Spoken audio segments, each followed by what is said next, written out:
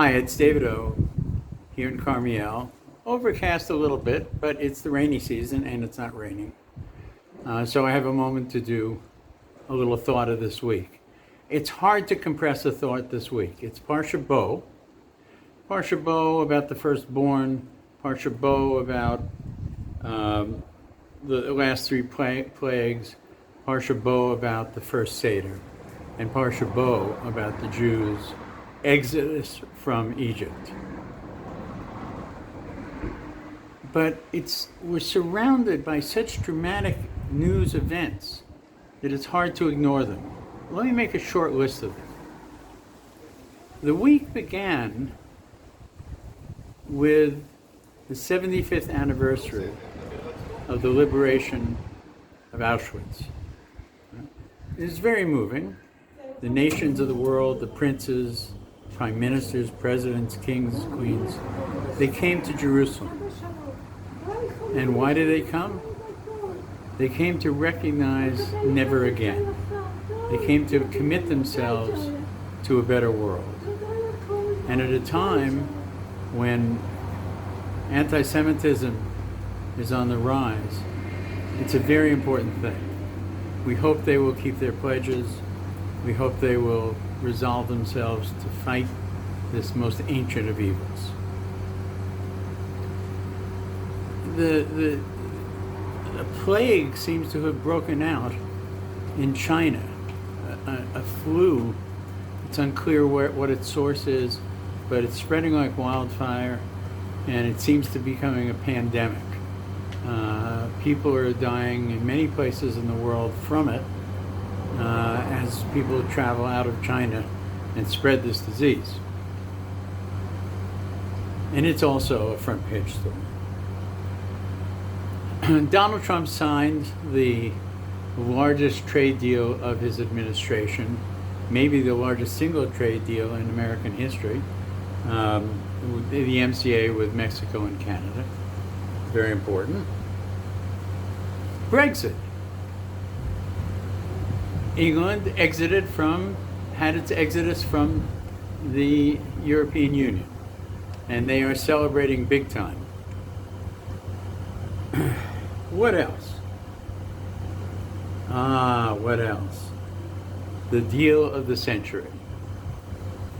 The deal of the century is a promise to return to Israel large parts of its center, of Judea and Samaria, of the Jordan Valley.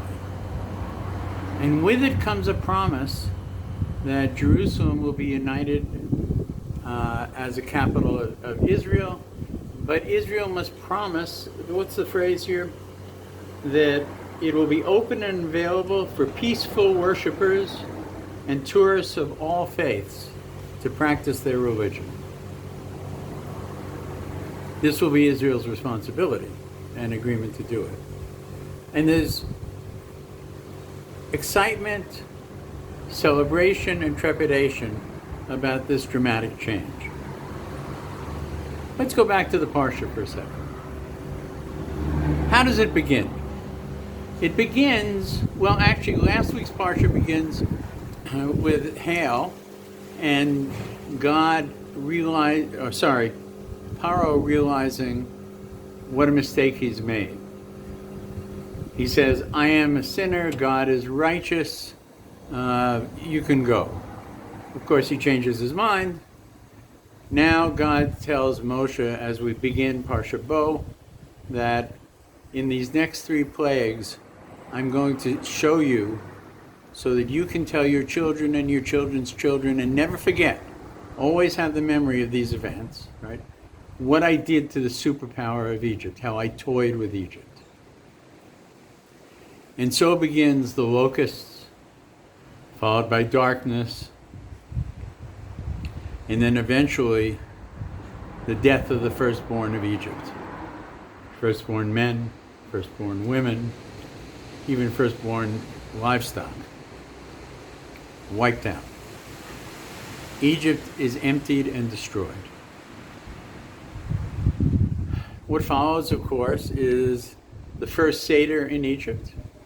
It happens the night of the 14th of Nisan. The cries are heard throughout Egypt on that night as the firstborn are perishing. And the next day, Pharaoh sends the Jews out. And they go out themselves, and they go out with all those who have switched sides as well, called the Erev Rav. 600,000, it says, men. I guess it's men of fighting age left. We believe that it was millions of people who actually left at the time.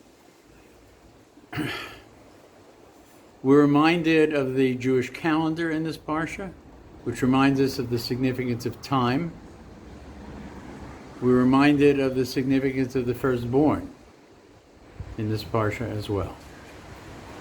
So as a friend of my wife's likes to say, why is it important? It is important because this parsha is a parsha where we're told to remember this time. Remember when I took you out of the land of Egypt. Remember what I did. As if to say, I'm not going to do this every week. This is a one-time thing. I turned over all of nature. If you remember, we talked about this before. The difference between Hashem and Elohim. Elohim, other countries had Elohim, gods. Usually they represented forces of nature, wind, sun, rain, etc. Right?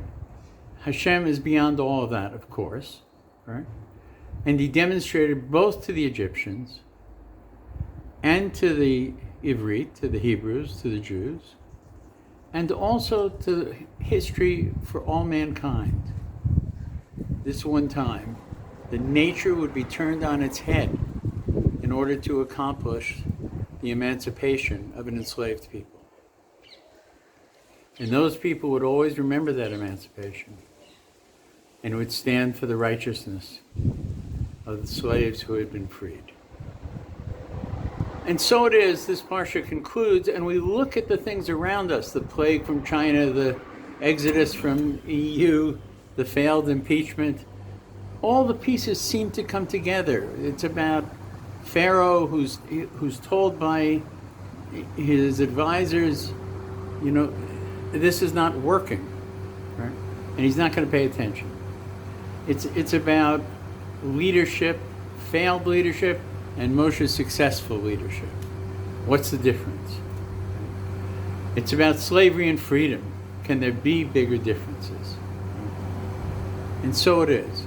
This is Parsha Bo. And now we're heading out into the desert, out of Egypt, and we're heading towards the Sea of Reeds. And Pharaoh will change his mind, alas, one more time. And we'll hear about that next week in Parsha Bashal. David Ostriker from Karmiel. Be well. Shabbat Shalom.